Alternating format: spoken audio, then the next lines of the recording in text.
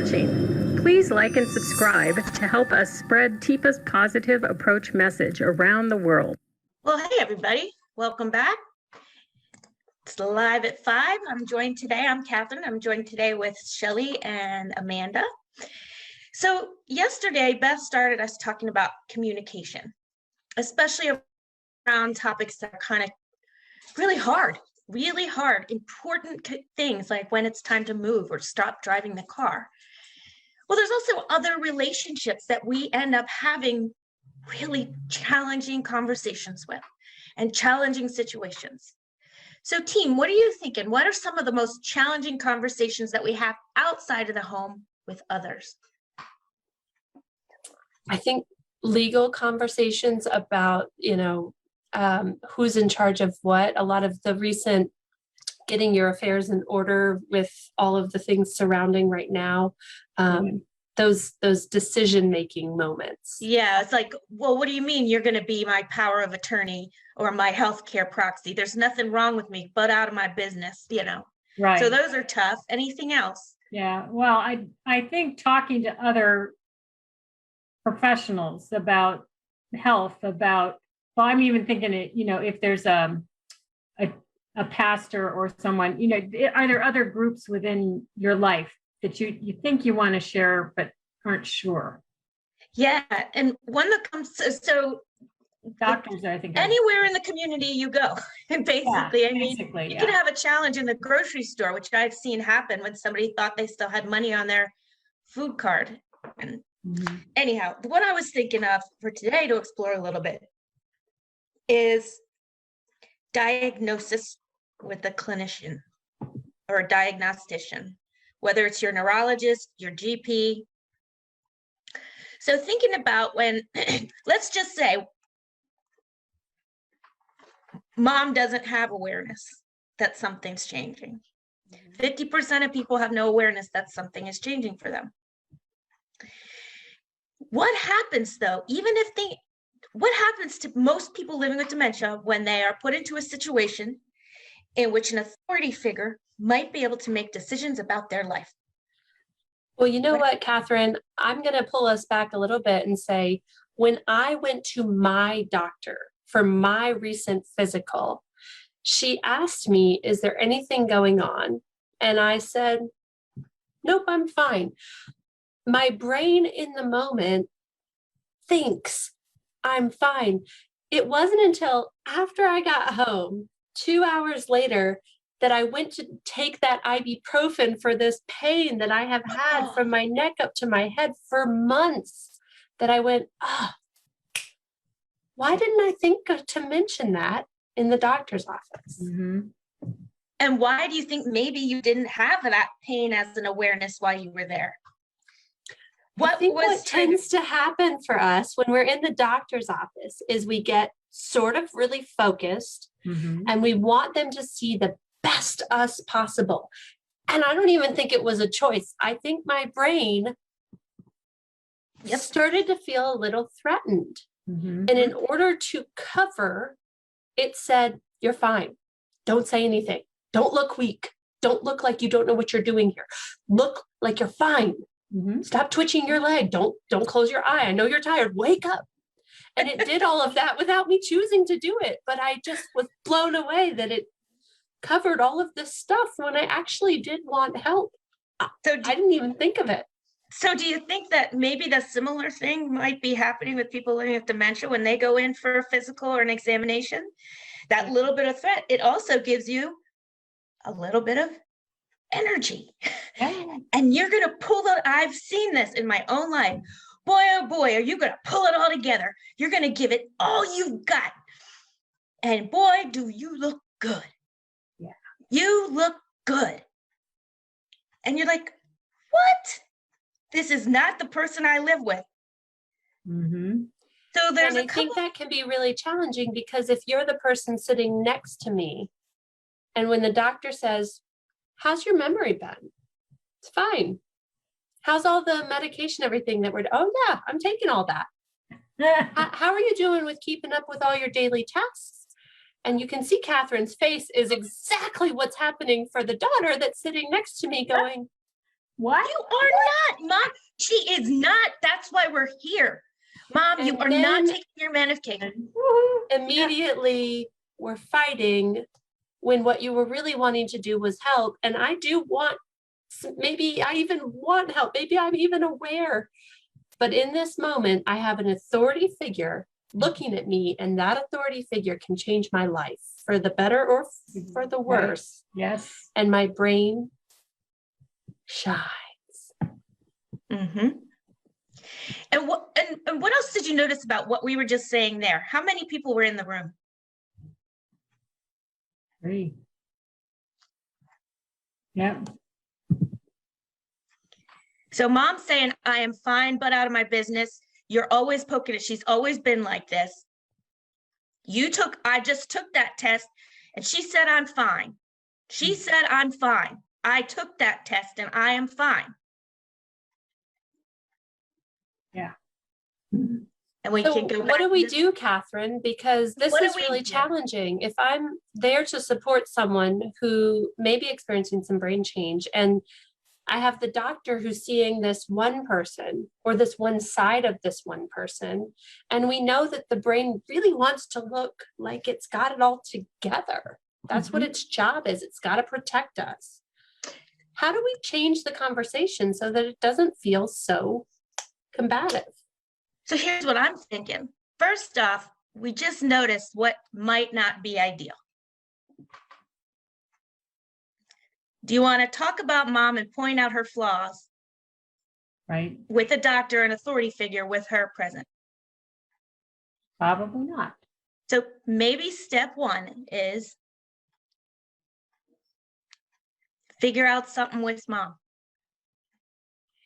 Mhm. Yeah, and if that's not an option, because we know out there you guys have a lot of times where it's a 3-person room and that's just how it is. And if Mom is going to step away, either she's going to feel like you're talking about her, Right. or there might be a concern of safety.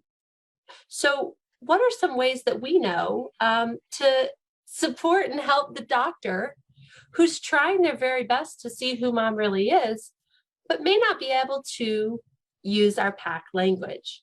So, oh, hey, Shelley, Yeah. you were asking about Catherine and how she's doing with medications. Yes. Yeah. Yeah. Hey, Mom, Yeah. I brought that medication packet. Oh, that damn thing. I know it. I know you hate it. Could you show Shelley here how you use it?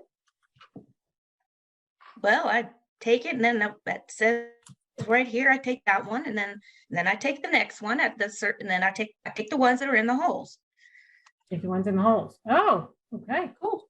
Yep. So, hey, Mom, Yeah. which day are we at? Well, it's I think today is Wednesday. Wednesday. Okay. Okay, cool. Thanks. Thanks. I'll make sure that, and it's morning. So have we done Wednesday yet? Well, you tell me. You're holding it. And here's the thing. It's Friday afternoon. Right. So what am I doing I'm not trying to be mean. I'm not trying to do anything. What am I allowing Shelley to see on her own? Yeah, absolutely. I was going to say, you just gave me all kinds of clues. And I'm like, cool. And you didn't hurt her feelings at all. Yeah, you just kind of agreed with me. Yeah. You did that actual validation type of thing. But I'm Here's the- showing what the challenges I'm having at home. The medication thing is one of my biggest challenges. I can't seem to get a way to make this work where she's taking them when she's supposed to take them. She's either over medicating or under medicating. If I just tell the doctor that, and the doctor just asks Catherine in this moment, are you doing it? Right. We're going to have a mismatch again. Right. Right. Go ahead, Shelley. I was just going to say, one of the other things I was thinking about was one of the things that Barney developed, our buddy Barney Nelson, who is living with Lewy body dementia. And he developed this chart, right, of when his symptoms are showing. And And he worked with his doctor to present it to them so that he sends it before they get to the appointment. And that's good for somebody who's aware Right. of their changes and proactive, but Right, that's just another approach. But I'm also saying it could be something that we as a family member could potentially try. Yeah. Right. And also that's something I've tried before is a couple days before the appointment, I'll make a call and I'll say, can I either have just 2 or 3 minutes with Dr. Edwards, or can I leave a message? Because there's some important information I think she needs to know before mom comes in, because I don't want to talk about her in front of her. And I think there's some important stuff you might need to know. And I know she presents really well when she's under pressure. Yeah, I was going to say we have some comments on Facebook too. So Bill said he recently took his wife to a urologist who didn't seem concerned with his wife's problems.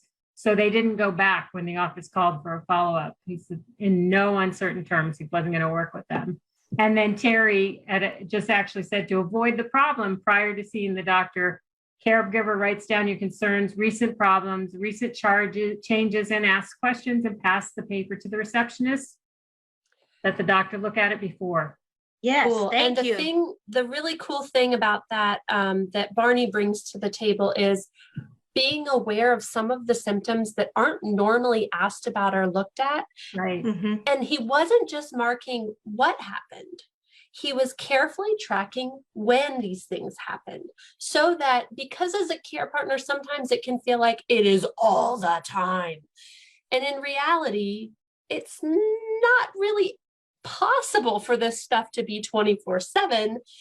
There are waves and cycles, and maybe we can start to identify some triggers that will help when we go into a physician who can help figure out, I wonder if we need to up or decrease medication amounts or time of day that we're taking it. All of this stuff is really helpful and valuable, but can be really hard to gather in a 20-minute Conversation. Yeah.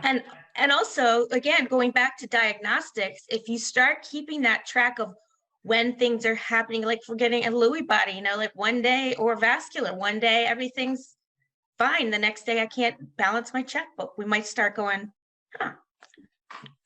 let me get more curious about that. Or wait, okay, you thought the neighbors were spying through your windows at night and taking pictures of you while you're sleeping, but that was once. Or, Yeah. But then is it episodic, or is this a serial concern that we're worried about? Yeah. So thanks everybody for all these tips, and thanks Facebook folks for chiming in. This is conversations I think we can always just continue to have and get creative and learn from each other. Yeah. So and if you're somebody out there that you've got a problem, you've got a situation, or you're about to go into the doctor and you don't know what to say or how to do what we just tried, we have consultants that will walk you through it and practice with you so that you can get it to come out with somebody not sitting in front of you who's in that doctor's seat, and instead get your skill up so that you can try out this coming alongside me and supporting me through this instead of fighting through these visits. So free 30-minute consults, just come to our website and check it out. We've got lots of people to support you.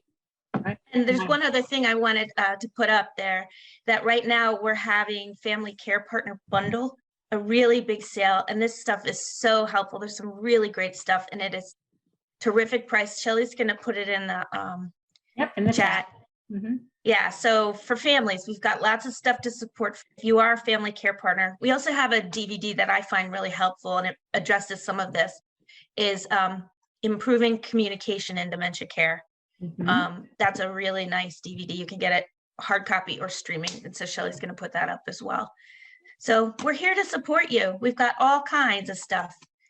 And thanks, team. I hope we helped you guys out there. Some of you folks in Facebook land and YouTube or wherever we land. Thanks, and have a good whatever tomorrow is for you.